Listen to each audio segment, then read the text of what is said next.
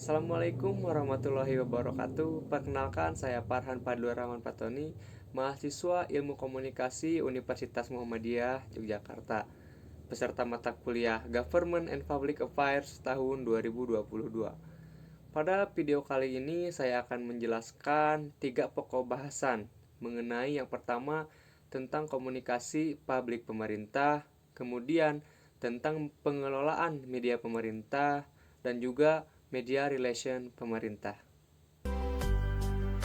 Yang pertama berbicara tentang komunikasi publik pemerintah berdasarkan Instruksi Presiden RI nomor 9 tahun 2015 tentang pengelolaan komunikasi publik.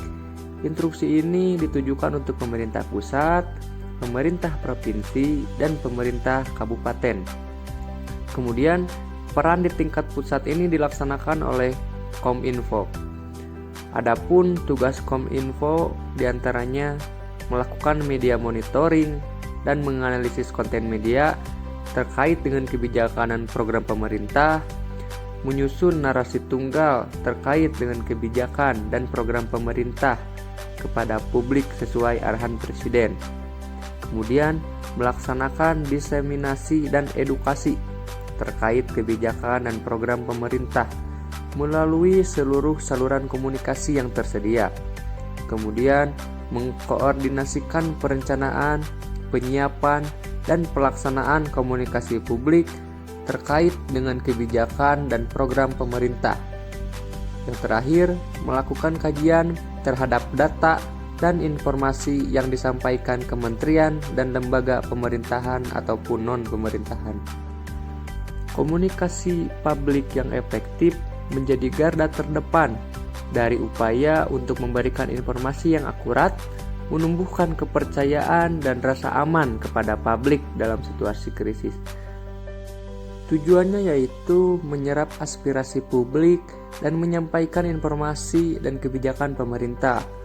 Kemudian perannya itu yang pertama menyebarluaskan kepada publik narasi tunggal dan data pendukung lainnya tentang kebijakan dan program pemerintah. Kemudian menyampaikan setiap kebijakan dan program pemerintah secara lintas sektoral dan lintas daerah kepada publik secara cepat dan tepat. Menyampaikan informasi melalui berbagai saluran komunikasi kepada masyarakat secara tepat, cepat, objektif, dan berkualitas, baik berwawasan nasional dan mudah dimengerti terkait dengan kebijakan dan program pemerintah. 4 pilar komunikasi publik. Yang pertama, himbauan masyarakat tetap tenang dan waspada.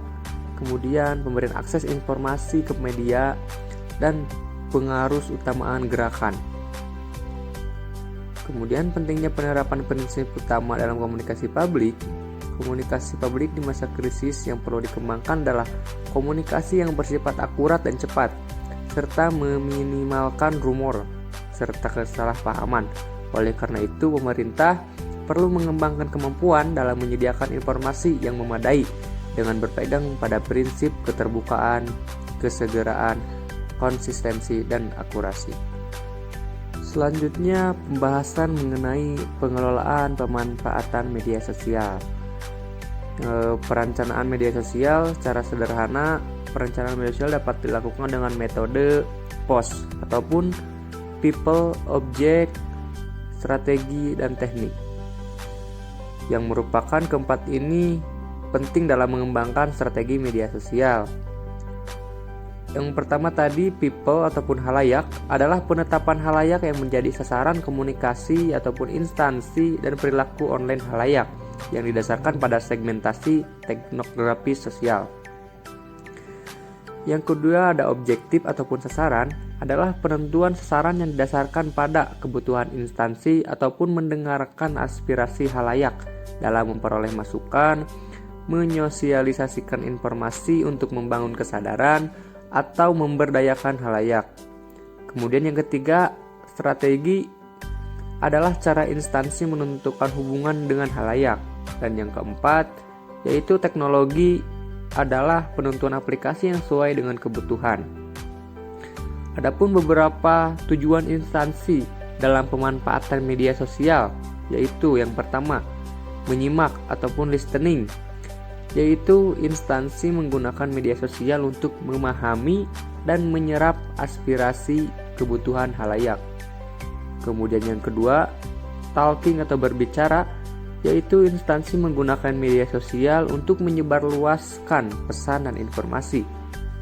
Yang ketiga, menyemangati atau energizing, yaitu instansi menggunakan media sosial untuk membangun semangat dan keterlibatan serta mendorong halayak menyebarluaskan pesan melalui percakapan dari mulut ke mulut atau yang sering disebut dengan word of mouth, dan komunikasi viral, yaitu melalui internet. Yang keempat, sebagai pendukung ataupun supporting, yaitu instansi menggunakan media sosial untuk membantu halayak agar saling mendukung sehingga tercipta dukungan yang lebih besar.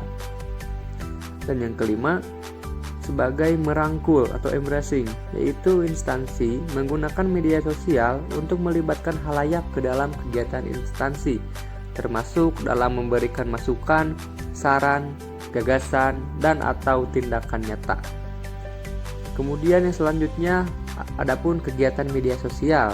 Kegiatan media sosial merupakan bagian terpadu dari kegiatan komunikasi instansi pemerintah secara menyeluruh. Oleh karena itu, kegiatan tersebut harus diselaraskan dengan kebijakan umum pemerintah. Kebijakan instansi pemerintah yang memiliki akun media sosial harus tercermin dalam isi media sosial. Kemudian untuk mengelola hubungan masyarakat dengan memanfaatkan media sosial, digunakanlah akun resmi masing-masing instansi pemerintah dengan penanggung jawab atau administrator pimpinan dari instansi yang bersangkutan untuk dan atas nama pemimpin instansi.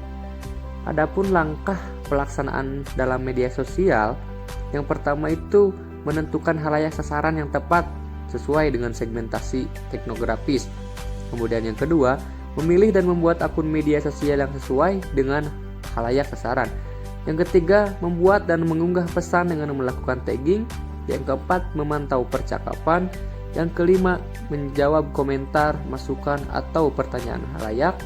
Yang keenam, menganalisis dan menyaringkan seluruh masukan halayak atau wisdom of the crowd sebagai umpan balik bagi pembuatan atau perbaikan kebijakan. Kemudian yang ketujuh, memberikan rekomendasi tindak lanjut kegiatan, program atau kebijakan sesuai dengan masukan dan aspirasi halayak. Dan yang terakhir, menyebarluaskan kebijakan dan program tindak lanjut pelaksanaan program. Kemudian selanjutnya tentang media relation. Media relation merupakan kegiatan menjalin hubungan atau relasi dengan media massa atau wartawan dan juga pers untuk menjalin kerjasama dan hubungan baik yang nantinya akan berpengaruh pada pemberitaan dalam media massa tersebut. Untuk menjaga kesan positif dari organisasi dalam era digital ini, orang-orang dengan cepat mengakses pemberitaan dimanapun dan kapanpun ia mau. Sehingga peran kita sebagai seorang humas pemerintah akan sangat penting untuk menjalin hubungan dan mempertahankan hubungan baik dengan media demi menjaga dan juga membangun reputasi yang baik pula. Kegiatan media relation yang pertama ada media release atau biasa disebut dengan press release, yaitu teks berita mengenai isu atau pengenalan produk ataupun sosialisasi kebijakan kepada media massa. Yang kedua ada konferensi pers, jumpa pers untuk mengumumkan, menjelaskan, mempertahankan atau mempromosikan kebijaksanaan dengan maksud untuk penerimaan publik pada pembuat acara. Kemudian ada kunjungan pers, yang ini mengajak wartawan kunjungan ke suatu lokasi, baik lokasi yang berkaitan dengan organisasi tersebut. Kemudian resepsi pers, cara ini bisa diterapkan untuk menjalin hubungan informasi dan PR public relation dengan wartawan. Karena dengan hubungan informal, ini justru bisa menjadi senjata bagi seorang PR untuk klarifikasi isu dalam media massa.